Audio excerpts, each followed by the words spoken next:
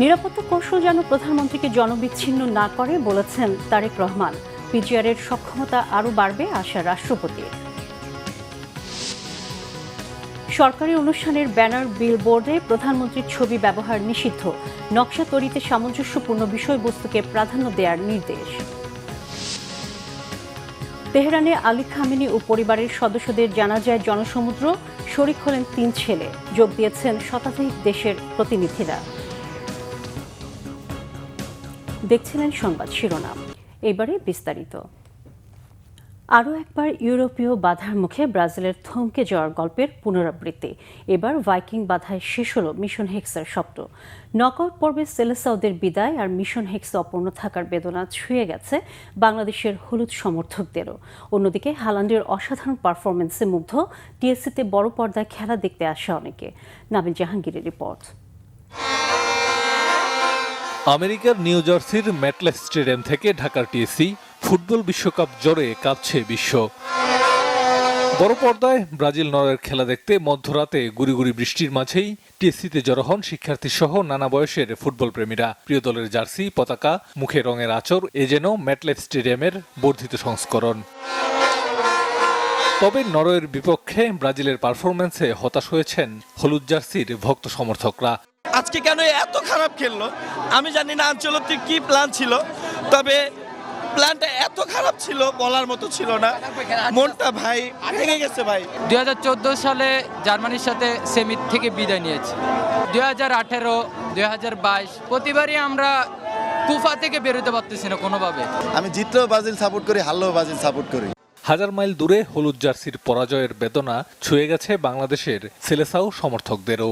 একবার জানিও ফের নাই, আর কোনো দলই সাপোর্ট করব না। খেলা ভালো হয়েছে, কিন্তু হারছি এটাতে একটু কষ্ট লাগছে, কিন্তু খেলা ভালো হয়েছে।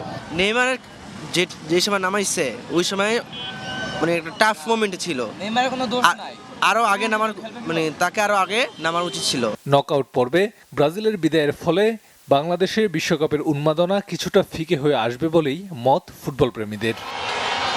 নাবিল জাহাঙ্গীর, বাংলা ভিশন, ঢাকা। প্রধানমন্ত্রী তারেক রহমান বলেছেন, সশস্ত্র বাহিনীর দেশপ্রেমে উদ্বুদ্ধ হয়ে কঠোর নিয়মানুবর্তিতা ও পেশাদারিত্ব বজায় রাখলে দেশের সার্বভৌমত্ব হুমকির মুখে পড়বে না। নিরাপত্তা দিতে গিয়ে জনগণ থেকে বিচ্ছিন্ন না করতে পিজিআর সদস্যদের প্রতি আহ্বানও জানান প্রধানমন্ত্রী। রিপোর্ট করছেন Sikandar Rahman. President Guard Regiment Bangladesh সেনাবাহিনীর বিশেষায়িত সুশৃঙ্খল ও পেশাদার সামরিক ইউনিট। বিশেষায়িত এই বাহিনীর 51তম প্রতিষ্ঠা বার্ষিকী উপলক্ষে ঢাকা সেনানিবাসে পিজিআরের সদর দপ্তরে আসেন প্রধানমন্ত্রী তারেক রহমান। সেনা ও বিমান বাহিনী প্রধান ও অন্যান্যদের সাথে নিয়ে প্রতিষ্ঠা বার্ষিকীর কেক কাটেন প্রধানমন্ত্রী তারেক রহমান। প্রধানমন্ত্রী বলেন, বিভিন্ন কারণে বহুমাত্রিক নিরাপত্তার চ্যালেঞ্জ তৈরি হয়েছে। নিরাপত্তা কৌশল যেন জনগণ থেকে সরকার প্রধানকে বিচ্ছিন্ন না করে। 81 সালের 30 মে চট্টগ্রাম সার্কিট হাউসে প্রেসিডেন্ট জিয়াউর রহমানের শাহাদাত বরণের সময় কর্তব্য পালনরত পিজিআরের কয়েকজন সদস্য শহীদ হয়েছিলেন। আজকের এই দিনে আমি পিজিআরের সেই সকল শহীদদের গভীর শ্রদ্ধার সঙ্গে স্মরণ করছি। একটি গণতান্ত্রিক সরকারের প্রধান হিসাবে আমি জনগণের বিশ্বাস এবং ভালোবাসার উপরে আমার আস্থা এবং নির্ভরতা বজায় রাখতে চাই।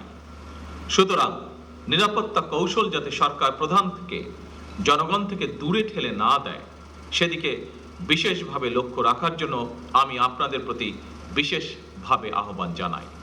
প্রধানমন্ত্রী বলেন, সশস্ত্র বাহিনী নিয়মাবর্তিতা ও পেশাদারিত্ব বজায় রাখলে দেশের সার্বভৌমত্ব কখনোই হুমকির মুখে পড়বে না। যে কোনো বাহিনীর সামনে প্রচলিত চ্যালেঞ্জের বাইরেও বর্তমানে আর্থসামাজিক, ভূ রাজনৈতিক পরিস্থিতি এবং তথ্য প্রযুক্তির অবাধ বিকাশের ফলে বহুমাত্রিক নিরাপত্তা চ্যালেঞ্জ তৈরি হয়েছে। সাইবার যুদ্ধ, ইলেকট্রনিক ওয়ারফেয়ার, ড্রোন যুদ্ধ কিংবা তথ্য যুদ্ধ, এসব নতুন নতুন ক্ষেত্রগুলো কোনোভাবেই উপেক্ষা করার সুযোগ নেই। আমি বিশ্বাস করি, সশস্ত্র বাহিনী যদি দেশপ্রেমে উদ্বুদ্ধ হয়ে কঠোর নিয়মানুবর্তিতা অনুসরণ এবং পেশাদারিত্ব বজায় রাখেন, তাহলে দেশের সার্বভৌমত্ব আর কখনোই হুমকির সম্মুখীন হবে না বলে আমি বিশ্বাস করি ইনশাআল্লাহ। পরে পিজিআর সদস্যদের সাথে নিয়ে প্রীতিভোজে অংশ নেন প্রধানমন্ত্রী। সিকান্দার রেমান, বাংলা ভিশন, ঢাকা। রাষ্ট্রপতি মোহাম্মদ শাহাবুদ্দিন বলেছেন, সরকার সশস্ত্র বাহিনীকে আধুনিক চতুর্মাত্রিক বাহিনী হিসেবে গড়ে তুলতে অঙ্গীকারবদ্ধ। সকালে ঢাকা সেনানিবাসে প্রেসিডেন্ট গার্ড রেজিমেন্টের 51তম প্রতিষ্ঠা বার্ষিকীর দরবারে এই তথ্য জানান তিনি।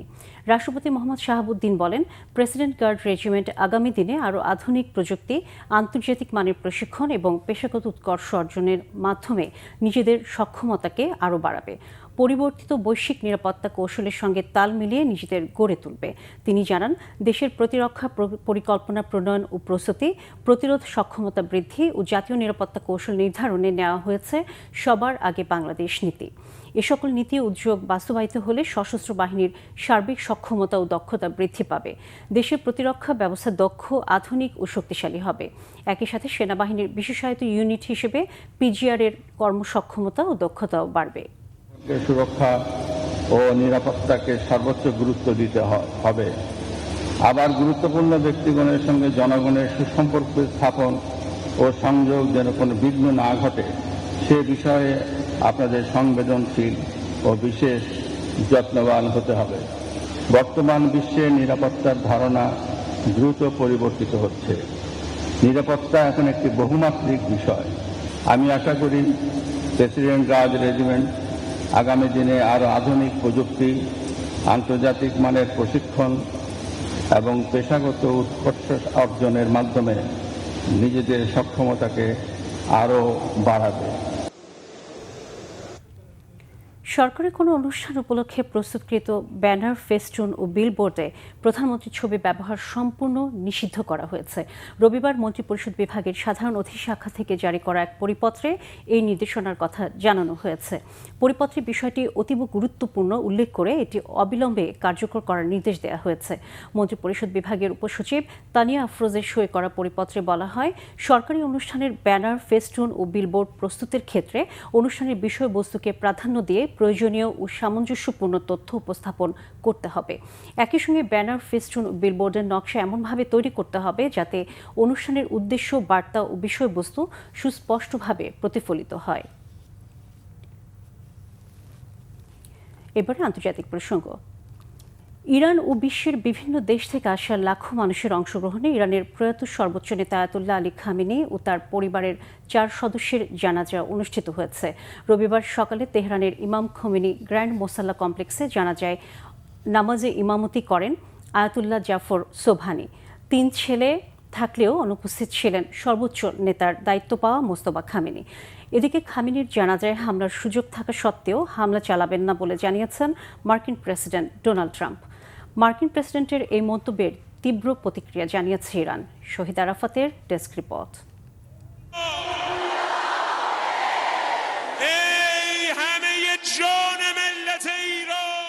যুক্তরাষ্ট্র তো একটি সুগন্ধির শিশি ভেঙেছে, কিন্তু দেখুন তার সুবাস ছড়িয়ে পড়েছে চারদিকে।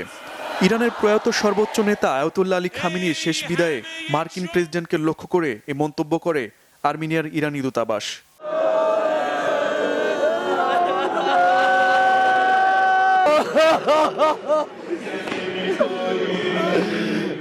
এ অশ্রুসিক্ত দৃশ্য আর আহাজারি বলছে, কোনো নেতাকে হত্যা করা যায় কিন্তু তার আদর্শকে হত্যা করা যায় না। তাই তো তীব্র দাবদাহ উপেক্ষা করে গত শুক্রবার থেকে তেহরানের গ্র্যান্ড মোসাল্লা কমপ্লেক্সে আলী খামেনিকে শ্রদ্ধা জানাতে জড়ো হতে থাকে লাখো মানুষ। এর আগে শ্রদ্ধায় অংশ নেন বিশ্বের 70টিরও বেশি দেশের শীর্ষ নেতারা। তেহরানের এ প্রধান ধর্মীয় রাষ্ট্রীয় সমাবেশ স্থলে রবিবার সকালে প্রথম দফায় অনুষ্ঠিত হয় ইরানের প্রয়াত সর্বোচ্চ নেতা ও তার পরিবারের 4 সদস্যের জানাজা। সাধারণ মানুষের পাশাপাশি জানাজায় অংশ নেন দেশটির সর্বোচ্চ পর্যায়ের নেতা এবং খামেনির 3 ছেলে। জানাজায় ইমামতি করেন আয়াতুল্লাহ জাফর সোবহানি। সোম মঙ্গলবার খামেনির মরদেহ নিয়ে একটি শোক মিছিল তেহরানের বিভিন্ন এলাকায় প্রদক্ষিণ করবে।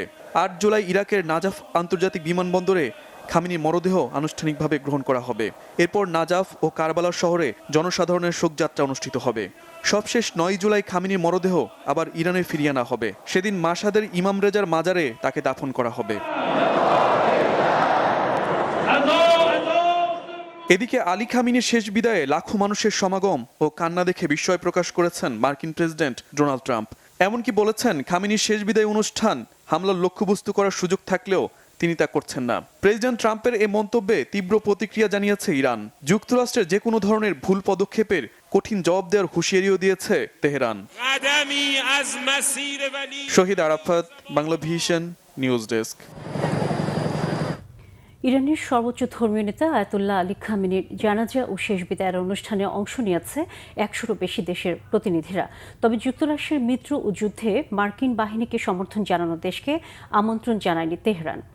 ইরানের রাষ্ট্রীয় সম্প্রচার মাধ্যম IRIB জানিয়েছে, প্রয়াত আলী খামেনির শেষ বিদায়ের ধারাবাহিক অনুষ্ঠানে প্রথম দিন উপস্থিত ছিলেন আমেরিকা ইরান যুদ্ধে মধ্যস্থতাকারী পাকিস্তানের প্রধানমন্ত্রী শাহবাজ শরীফ আর সেনাপ্রধান ফিল্ড মার্শাল আসিম মনির। আরেক মধ্যস্থতাকারী কাতারের পক্ষে উপস্থিত ছিলেন দেশটির আমির Sheikh Tamim bin Hamad Al Thani আর দেশটির প্রধানমন্ত্রী ও পররাষ্ট্রমন্ত্রী Sheikh Mohammed bin Abdul Rahman bin Jassim Al Thani.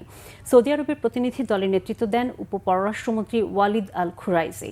আরও ছিলেন তাজিকিস্তানের প্রেসিডেন্ট, আর্মেনিয়ার প্রধানমন্ত্রী, জর্জিয়ার প্রেসিডেন্ট, রাশিয়ার সাবেক প্রেসিডেন্ট দিমিত্রি মেদভেদেভ, তুরস্কের ভাইস প্রেসিডেন্ট, ভারতের প্রতিমন্ত্রী পবিত্র মার্গারিটা ও বিহারের গভর্নর অবসরপ্রাপ্ত লেফটেন্যান্ট জেনারেল সৈয়দ আতা হাসনাইন, আফগানিস্তানের পররাষ্ট্রমন্ত্রী আমির খান মুত্তাকি। এছাড়া বাংলাদেশ সরকারের পক্ষ থেকে আয়াতুল্লাহ খামেনির জানাজায় অংশগ্রহণ ও তার কফিনে শ্রদ্ধা নিবেদন করেন জাতীয় সংসদের স্পিকার অবসরপ্রাপ্ত মেজর হাফিজউদ্দিন আহমেদ। তবে কুয়েত ও বাহরাইন থেকে কেউ অংশ নেননি। জুলাই আগস্ট গণ অভ্যুত্থান স্মরণে জুলাই ও আগস্ট জুড়ে ধারাবাহিক কর্মসূচি পালনের ঘোষণা দিয়েছেন মুক্তিযুদ্ধ বিষয়ক প্রতিমন্ত্রী ইশরাক হোসেন। জানান, জুলাই ও আগস্টে গণ অভ্যুত্থানের বিভিন্ন দিনকে কেন্দ্র করে রাজধানী সহ দেশের বিভিন্ন স্থানে স্মরণসভা, সমাবেশ, আলোকচিত্র প্রদর্শনী ও স্মৃতিস্তম্ভের ভিত্তিপ্রস্তর স্থাপন এবং সাংস্কৃতিক অনুষ্ঠানের আয়োজন করা হবে। রবিবার মুক্তিযুদ্ধ বিষয়ক মন্ত্রণালয়ে এক সংবাদ সম্মেলনে তিনি এসব কর্মসূচির ঘোষণা করেন। ইশরাক হোসেন বলেন, আগামী 5ই আগস্ট জুলাই গণ অভ্যুত্থান দিবস 2026 পালন করা হবে। এ উপলক্ষে চীন মৈত্রী সম্মেলন কেন্দ্রে প্রধানমন্ত্রীর উপস্থিতিতে অনুষ্ঠানের আয়োজন করা হয়েছে। এছাড়া 2024 সালের জুলাই আগস্ট গণ অভ্যুত্থানে শহীদ ও আহত পরিবারগুলোকে আমন্ত্রণ জানানো হবে। তিনি বলেন, আগামী 16ই জুলাই শহীদ দিবস হিসেবে পালন করার উদ্যোগ নেওয়া হয়েছে। সেদিন রংপুর রোকেয়া বিশ্ববিদ্যালয় ও চট্টগ্রামের পেকুয়ায় স্মৃতিস্তম্ভের ভিত্তিপ্রস্তর স্থাপন করা হবে। সেখান থেকে আমরা আমাদের কার্যক্রমটি শুরু করব এবং সেই অনুষ্ঠানে একটি ডকুমেন্টারিও দেখানো হবে। সেখানে বিগত আন্দোলনে কিভাবে বর্বরচিত হামলা চালিয়ে নিরীহ ছাত্র জনতাকে হত্যা করা হয়েছিল সেই বিষয়গুলো দেখানো হবে এবং আমরা যারা শহীদ পরিবার এবং আহত পরিবার তাদের মধ্য থেকে কয়েকজনের বক্তব্য আমরা শুনব। এই ধরনের একটি প্রোগ্রাম রাষ্ট্রীয়ভাবে আগামী 5ই আগস্ট পালন করা হবে। জনগণের অধিকার প্রতিষ্ঠার লক্ষ্যে আন্দোলন সংগ্রাম করতে গিয়ে তারা গুমের শিকার হয়েছেন, হত্যার শিকার হয়েছেন এবং তাদের বিরুদ্ধে হাজার হাজার শত শত মামলা দিয়ে তাদের জীবনকে একেবারে ধ্বংস করে ফেলা হয়েছে। আর্থিকভাবে তারা চরম ক্ষতিগ্রস্ত হয়েছেন। তাদের জন্য অবশ্যই আমাদের কিছু করা উচিত, কারণ তারাই আজকের জুলাইয়ের যে 24-এর যে গণ অভ্যুত্থান হয়েছে সেটার যে প্রেক্ষাপট সেটা তারা রচনা করেছেন। তাদের রক্তাক্ত পাটাতনের ওপর দিয়েই কিন্তু আজকে আমরা এই আন্দোলনকে সফল করেছি। হামে মৃত্যু হয়েছে আরও 7 শিশুর, আক্রান্ত আরও 1031 শিশু। এখনও হাম আক্রান্ত জটিল রোগী ভর্তি হচ্ছে রাজধানীর হাসপাতালগুলোতে। সম্প্রতি হাম পরবর্তী নানা জটিলতা নিয়ে হাসপাতালে ভর্তি হচ্ছে বলে জানান চিকিৎসকেরা। তবে ভর্তি রোগীর বেশিরভাগই সুস্থ হয়ে বাড়ি ফিরে যাচ্ছে। তাই হামে সুস্থ হওয়ার পরবর্তী 4 সপ্তাহ রোগীকে বেশি বেশি সুষম খাদ্যের পাশাপাশি বিশেষ যত্ন ও জনবহুল জায়গা এড়িয়ে চলার পরামর্শ দেন চিকিৎসকেরা। স্বাস্থ্য অধিদপ্তরের তথ্য মতে মার্চ থেকে শুরু হয়ে চলতি সপ্তাহ পর্যন্ত হামে আক্রান্ত হয়ে হাসপাতালে চিকিৎসা নিয়েছেন 88,000-এরও বেশি মানুষ। মেডিকেল সরঞ্জামাদি আমদানির উপর নির্ভরশীলতার কারণে বাংলাদেশ রোগ নির্ণয়ে এখনও পিছিয়ে, জানিয়েছেন স্বাস্থ্যমন্ত্রী সরদার মোহাম্মদ সাখাওয়াত হোসেন। বলেন, দেশের চিকিৎসকরা যথেষ্ট অভিজ্ঞ হলেও তারা কারিগরি সহায়তা পাচ্ছে না। দেশে চলমান ডেঙ্গুর প্রাদুর্ভাব সফলভাবে মোকাবেলা করতে আরও চিকিৎসক ও স্বাস্থ্যকর্মী প্রয়োজন বলেও জানান স্বাস্থ্যমন্ত্রী। রবিবার ঢাকা বিশ্ববিদ্যালয়ের সিনেট ভবনে বুয়েট সহ বাংলাদেশের শীর্ষস্থানীয় বিশ্ববিদ্যালয় ও প্রতিষ্ঠানের যৌথ আয়োজনে নিম্ন ও মধ্যম আয়ের দেশগুলোর স্বাস্থ্যসেবায় অনুপযোগী প্রযুক্তি শীর্ষক আন্তর্জাতিক সম্মেলনের উদ্বোধনী অনুষ্ঠানে এসব কথা বলেন তিনি। এছাড়া চিকিৎসা সেবায় দেশীয় সরঞ্জাম উদ্ভাবন, তৈরি ও ব্যবহারের উপরও জোর দেন স্বাস্থ্যমন্ত্রী। বলেন, একমাত্র দেশীয় আবিষ্কারই আমদানির উপর নির্ভরশীলতার বিকল্প হতে পারে। সংবাদ শেষ করব শিরোনামগুলো আরেকবার জানিয়ে। নিরাপত্তা কৌশল যেন প্রধানমন্ত্রীকে জনবিচ্ছিন্ন না করে বলেছেন তারেক রহমান। পিজিআরের সক্ষমতা আরও বাড়বে আশা রাষ্ট্রপতির। সরকারি অনুষ্ঠানের ব্যানার, বিলবোর্ডে প্রধানমন্ত্রীর ছবি ব্যবহার নিষিদ্ধ। নকশা তৈরিতে সামঞ্জস্যপূর্ণ বিষয়বস্তুকে প্রাধান্য দেওয়ার নির্দেশ। তেহরানে আলী খামেনি ও পরিবারের সদস্যদের জানাজায় জনসমুদ্র। শরিক হলেন 3 ছেলে, যোগ দিয়েছেন শতাধিক দেশের প্রতিনিধিরা। এই ছিল এখনকার মতো। পরের সংবাদ সকাল 10টায়, এর আগে 9টায় রয়েছে নিউজ টপ 10 দেখার আমন্ত্রণ রইল। এছাড়া বাংলা ভিশন সংবাদ ও সংবাদ সংশ্লিষ্ট অনুষ্ঠান দেখতে ভিজিট করুন www.bpnews24.com ও facebook.com/banglavisionnews এবং সাবস্ক্রাইব করুন youtube.com/banglavisionnews। এতক্ষণ সাথে থাকার জন্য ধন্যবাদ সবাইকে।